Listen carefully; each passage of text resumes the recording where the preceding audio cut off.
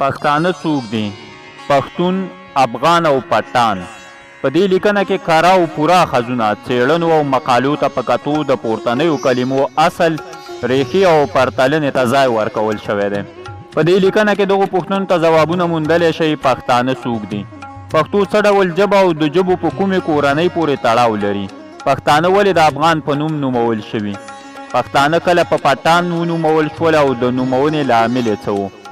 پکتویس، پکتوان، پکتا، باختي، بختي، پکت، پکهت، پخت، پښت، پشت، پټان، خان او پښتون د هغه زړور قوم نوم دی چې د تاریخ په اوږدو کې خپل نوم تاند، ځلاند او روڼ ساتلی دی. پښتون هیڅ چاته سر نه دی ټیټ کړی، تل یې په نره له خپل پت، ناموس او هیواد څخه ساتنه کړې ده. د پښتنو اصلي ټاټوبی افغانستان دی، خو د افغانستان ترڅنګ په پاکستان، ایران، هندوستان او د چین په ځینو برخو کې هم میشت او استوګنه لري. یعنې ویلی شو چې پښتانه په جنوبي او مرکزي اسیا کې دیره او ژوند کوي. پښتو د پښتنو ژبه ده او پښتانه د افغانستان تر ټولو اوسېدونکو قومونو پخواني او لرغوني او په دغه خاوره کې میشت ولس دی. پښتانه له تاریخي او جغرافیایي پلوه د افغانستان په شمالي ختیځو یعنې پامیر، آمو، بلخ او وغیره سیمو کې استوګن ول. د پښتنو نیکونه د ساکا، سکا، کاس، ساکانو او کاسیانو په نومونو سره یادېدل او پښتو ژبه هم له ساکي ژبې سره تړاو لري. ساکان د اوستایانو، پارتیانو، مادیانو او پارسیانو ترڅنګ پنځم آریاني ټبر دی. له میلاد څخه د مخه یې له منځي ختیځ یعنې قفقاز څخه تر چین، هند او کشمیر پورې سترې امپراتورۍ رامنځته کړي. پښتنو د مقدوني سکندر په مشرۍ د یوناني یرغلګرو پر وړاندې د خپل اصلي ټاټوبي یعنې باختریا، بلخ او آمو شاوخوا څخه په کلکه دفاع کړې ده. د پښتنو د شمیر او تعداد په هکله هم کتابونه او د وګړو د سرشمیرنې پوهان او ادارې سره په کاره او پوره توګه یوه خوله نه دي. ډیریو لیکوالانو او آخذونو د پښتنو شمیر په اټکلیزه توګه رااخیستی دی چې یو له بله سره په توپیر کې دي. په دې معنا چې ځینې اثارو د ټولو پښتني قبیلو د وګړو شمیر د 40 نه تر 50 میلیونه وګړو په شاوخوا کې اټکل کړی، خو یو تعداد نورو بیا دغه شمیره د 50 نه تر 80 میلیونه وګړو ترمنځ ښودلې ده. د لومړنۍ اټکلیزې شمیرې له مخې په افغانستان کې نږدې 14 میلیونه پښتانه استوګن دي او د دغه هیواد د ټولو وګړو 80% جوړوي. د افغانستان په ګاونډ پاکستان کې هم چې 2 ایالتونه یعنې خیبر پښتونخوا او بلوچستان اکثریت پښتانه جوړوي، د 18 میلیونو په شاوخوا کې پښتانه دیره او د یاد هیواد استوګن دي. له یادو 2 معتبرو ځایونو ورهاخوا نور میلیونونه پښتانه د نړۍ په ختیځ او لویدیځ کې په ګڼو او بېلابېلو هیوادونو کې ځای پر ځای او د ژوند شپې او ورځې تیروي، چې له مهمو میشت ځایونو څخه یې پورته لنډه یادونه وشوه. پښتانه د تاریخ په اوږدو کې په ګڼو او بېلابېلو نومونو سره یاد شوي دي چې له هغې ډلې 2 نومونه افغان او پټان یې ډېر د پام وړ دي. پخوا او د تاریخ په ګڼو پاڼو او پیړیو کې پښتانه یعنې د افغان په نوم یاد او نومول شوي دي. دا یوه څرګنده خبره او حقیقت دی چې پښتانه ځان ته افغان نه وایي، بلکې دا نوم پرې د مغولو، ایرانیانو، هندوانو او عربانو لخوا ایښودل شوی او اسلامي مورخینو هم په خپلو اثارو کې پښتنو ته د افغان کلمه کارولې ده. عربانو ښایي په عربي ژبه کې د پښتو ژبې د ښي توري د نشتوالي له کبله لکه د نورو توکمونو په څیر غوره ګڼلي وي چې د پښتون پر ځای افغان وکاروي، خو د هغه نورو هغو بیا جلا خبره ده. د افغان کلمه د تاریخ په اوږدو کې ګڼو اثارو په بېلابېلو بڼو افغان، اپاګان، اوګانا، ابګین او نورو ویونو رااخیستې ده. دغه کلمې د سلمان غره د استوګنو لپاره په چینایي، عربي او فارسي متونو کې راغلي دي، خو هیره دې نه وي چې پښتون تر افغان ډیره لرغونتیا لري. یوناني پوه هیروډټ له میلاد څخه 400 کاله پخوا پښتانه د پکتویس یا پختویس په نوم او د دوی ټاټوبی د پکتیکا په نوم یاد کړی دی. ځینو کسانو د افغان او پښتون کلمې په مترادفه بڼه کارولي، خو لکه څنګه مو چې وویل پښتون تر افغان نږدې 8 پیړۍ زیاته لرغونتیا لري. د هیروډټ د وینا او لیکنې له مخې د پښتون څرک او شتون تر میلاد 4 پیړۍ مخکې پورې تړاو لري، خو د افغان کلمه د لومړي ځل لپاره د نقش رستم په کتیبه کې چې په 3مه میلادي پیړۍ او د ساسانیانو په دورې پورې ارتباط مومي کارول شوې ده. پښتون قوم د ځان لپاره د افغان کلمې په پرتله د پښتون وی دروند کاره او منلی ګڼلی، ځکه چې له یوې خوا یې لرغونتیا تر افغان ډیره او له بلې خوا هغه ځانګړنې او مشخصات چې د پښتون او د پښتو کلمه یې لیږدوي د افغان کلمه یې نشي لیږدولی. کله بل لوري ورته وګورو نو د افغان کلمه په پښتون قوم باندې د مغولانو، فارسیانو او هم د عربانو او نورو یرغلګرو او لښکرکونکو لخوا تپل شوې. خو باید هیره نه کړو چې افغان هیڅکله د پښتون ټول پښتني مشخصات نشي انتقال کولی. که د افغانستان اوسني موقعیت ته وګورو او د دغه هیواد څلور خواوې او اساسي قانون تر سترګو تیر کړو نو وبمومو چې د افغان کلمه نه یوازې د پښتون قوم لپاره کارول شوې یا کارول کیږي، بلکې د یو ملت په توګه د دغه هیواد په چوکاټ کې دننه پر هر میشت وګړي یعنې پښتون، تاجک، هزاره، ازبک، پشهیي، ترکمن او نورو د پلی کېدو وړ ده. یعنې د افغانستان هر وګړی افغان دی. له بلې خوا پټان یعنې پټان هغه کلمه ده چې د اسیا د دوو سویلي هیوادونو هندوستان او پاکستان د وګړو لخوا د پښتنو لپاره کارول کیږي. په فیروز اللغات اردو قاموس کې د پټان کلمه په بادر، زړور، جنگي او جنګیالي سره ژباړلې ده. ښایي په دې نوم سره د پښتنو د نومولو له عملونه بیل او ګڼ وي او دا هم کیدی شي پرې یو څه صدق وکړي، ځکه چې پښتانه د زړورتیا او بادرۍ ترڅنګ یو جنګیالی قوم هم دی. په بل ځای کې راځي چې د پټان کلمه 7 یا 8 پیړۍ پخوا په هندي متنونو کې دود او رامنځته شوې او په هکله یې بیل بیل نظریات موجود دي. په شمالي هندوستان کې د مسلمانانو د پاچاهۍ په پیل کې د لومړي ځل لپاره کله چې پښتانه هلته میشت شول نو دغه سیمه پټنه وه، نو ځکه یې دوی د دې ځای د اوسیدونکو په توګه په پټان ونومول.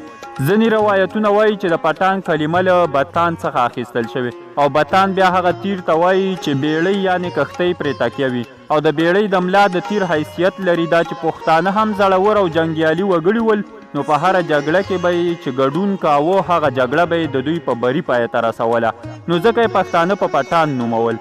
دغه کلمه وروسته د تاریخ په اوږدو کې د پښتنو لیکوالانو او شاعرانو لخوا هم په لیکنو کې کارول شوې ده، لکه د پښتو ادب ستر سالار او بابا حضرت خوشحال خان خټک چې وایي د افغان په ننګ مې وتړله توره، ننګیالی د زمانې خوشحال خټک یم. خو په افغانستان کې د تیرو 4 لسیزو جګړو هر افغان او پښتون ځوان، زوړ، ښځینه او نارینه ته دا په ډاګه کړه چې جګړه د بري او حل لاره نه ده. د سولې، هوساینې او آرام ژوند او پر ځان د بېسیا کېدو لپاره یوازینۍ لار د زده کړې او تعلیم خپلول او له جګړې او ټوپک سره مخه کول دي. نو نننی پښتون هغه د قرنونو او پیړیو پخوا پښتون نه دی چې د تاریخ پاڼو او د خلکو په ذهنونو کې یوازې د جګړه مار او جنګیالي انځورونه شوي وو، بلکې د نن پښتون سولهپال، ادبپال او د ځان په ګډون د نړۍ د هر وګړي او هر ماشوم لپاره د پوهې او تعلیم غوښتونکی دی. نو پښتانه د پټان کلمه هم د ځان لپاره مناسبه نه ګڼي او غوره بولي چې د نړۍ په هر ګوټ کې یوازې او یوازې په پښتون یاد او ونومول شي. ځکه پټان او افغان دوه داسې کلمې دي چې د تاریخ په اوږدو کې د نورو قومونو او وګړو له لوري په پښتنو باندې لورول او د هغوی د غوښتنو او خوښې خلاف پرې تپل شوي دي. پښتو یوه لرغونې هندو، اروپایي او آریایي ژبه او د دغې کورنۍ په هندو ایراني ډلې پورې تړاو لري. هر پښتون که هغه د نړۍ په هر ګوټ کې ژوند کوي پښتو خپل مال او خپله ژبه ګڼي. پښتو نه یوازې ژبه ده بلکې په پښتو کې د پښتون ولس یعنې پت، ښېګڼه، توره، ویاړونه، ژمنې او نور نغښتي دي. که په بل عبارت ووایو پښتو او پښتونولۍ دوه داسې کلمې دي چې له پښتون سره نه شلېدونکې اړیکې لري. د پښتنو ټولو خویونه، عادتونه، دودونه او ارزښتونه بدل، میلمه پالنه، ننواتې، جرګه، ننګ، حیا، ناموس او نورو ته پښتونولي وایي. نو که خدای ناخواسته له پښتون قوم څخه پښتو او پښتونولي لر کړی شي نو پښتون به بې لاس او بې پښو شي، یعنې هیڅ به هم ورپاتې نشي. پښتانه په لویه کچه سني مسلمانان او د امام ابو حنیفه د مذهب لارویان او پلویان دي. پښتونولي د ژوند لاره، هدف، مقام او پښتو ژبه د په پښتني ټولنه کې پیغمبران، ولیان، شیخان، امامان، پاچاهان، مشران، اتلان، شاعران او لیکوالان منلي شخصیتونه ګڼل کیږي. آرین او آریانه ډېرې لرغونې کلمې دي چې لرغونتیا یې زرګونه کلونو ته رسیږي. تاریخ پوهان وایي هغه قومونه چې زرګونه کلونه پخوا د آمو سیند له غاړو څخه په باختر، هند او ایران کې خپاره شول آریایان ول.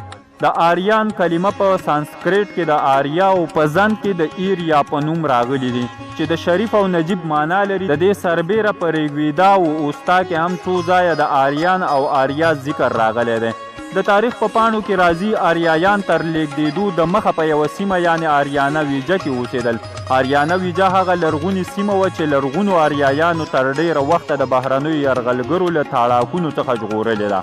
د کلونو په تیریدو او د نفوس په ډیریدو آریایان اړ شول څو د ختیځ او لویدیځ په لور خپاره شي. هماغه و چې یو شمیر د ختیځ په لور تر هندوستان راوخوځېدل او یو شمیر د لویدیځ په لور تر فارس ورسېدل او څه شمیر نورې په بخدي او باختر کې مدنیت جوړ کړ. د لرغونو اریایانو د خوځښت نیټه له میلاد څخه 2500 کاله پخوا اټکل شوې ده. پښتانه د 10 اریایي قبیلو څخه یوه قبیله ده چې ریګویدا کې د پکتا، پکتویس، پکت او پښتون په نومونو یاد شوي او د دې قبیلې مشر توریانا تور وهونکی و. له دې لنډې یادونې څخه مو موخه دا وه چې پښتون قوم او قبیله له میلاد څخه شاوخوا 1400 کاله د مخه او له نن څخه 3500 کاله پخوا موجود او په دغه سیمه کې استوګن و. تر ریګویدا وروسته بل مهم تاریخي کتاب اوستا دی چې له میلاد څخه 1000 کاله د مخه په بلخ کې ښکل شوی. هم د پښتنو یادونه کوي. د اوستا مذهبي کتاب کې پښتانه د پکتا، پکت، پخت او پخت په نومونو یاد شوي دي. د پښتنو د استوګنې ځای او ښار د بخدي په نوم نومول شوی دی. نامتو یوناني جغرافیا پوه هیروډیټ په 425 او 484 کلونو کې په خپل نامتو کتاب یعنی جغرافیا کې د پښتنو یادونه کوي او د دوی هیواد د پکتیکا په نوم یاد کړی دی. هیروډیټ لیکي چې پکتیکا د انډوس سیند پر غاړه پرته ده او خلک ډیر غښتلي او میړني دي. د دوی کالي د پوستینانو دي او وسلې غشي او لیندۍ دي. نو په پای کې ویلی شو پښتانه زوړ اریایي قوم او د افغانستان له اصلي استوګنو څخه دي. پښتانه د اریایانو په مذهبي کتاب ریګویدا کې د پکتا او پکت په نوم یاد شوي او په باختر کې د استوګنې له کبله په باختري یا بختي هم یاد شوي دي. په هخامنشي دوره یعنی 1500 زیږدیز کې د یوناني مورخینو لخوا د پکتویس، پکتوان او ټاټوبې د پکتیکا، پکتیکی او پکتین په نومونو یاد شوی دی. پښتانه هغه اریایي قوم دی چې له اریانه ویجه څخه خپاره او په بختي او باختر کې مدنیت جوړ کړ او له باختره ځینې د هند او یو شمیر نورې بیا د فارس یعنی ایران په لور وخوځېدل. د اریایي سرودونو مهم کتاب ویدا چې په 1400 میلادي کې لیکل شوی هم د 10 اریایي قبیلو ذکر کوي او په هغو کې یوه قبیله د پکت یا پخت په نوم هم یادوي. دا هم باید هیره نه کړو چې پښتونولي د پښتنو ژوند او د هویت ښکارندوی ده. بل لور ته افغان او پټان بیا دوه داسې کلمې دي چې د تاریخ په اوږدو کې د نورو وګړو لخوا د پښتون قوم لپاره د بیلابیلو موخو لپاره کارول شوي. ښایي پښتنو ته د دغو دوو کلمو کارول د شخصي اهدافو او یا هم له دوی سره د کینې لرلو لپاره کارول شوي وي. آخذونه: سید ظفر کاکا خیل، پښتانه د تاریخ په رڼا کې. ډاکټر لطیف یاد، پښتني قبیلې او شجرې. میراجان غوربندی، د پښتو ژبې تاریخ لیکچر نوټ. پوهان دکتور مجاور احمد زیار، پښتو او پښتانه له کومې راغلي. مقاله. حبیب الله تږی، پښتانه پخوا چیرته اوسېدل. مقاله. عبدالحکیم نورزی، پښتو او پښتونولي د پښتنو د نجات لار. باصره شجاع، په اریاني ژبو کې د پښتو ژبې دریځ. په درنښت محمد عثمان سولیزی. د نورو تازه معلوماتو دپاره در سره زموږ د یوټیوب چینل سبسکرایب او فیسبوک پاڼه خوښه کړئ.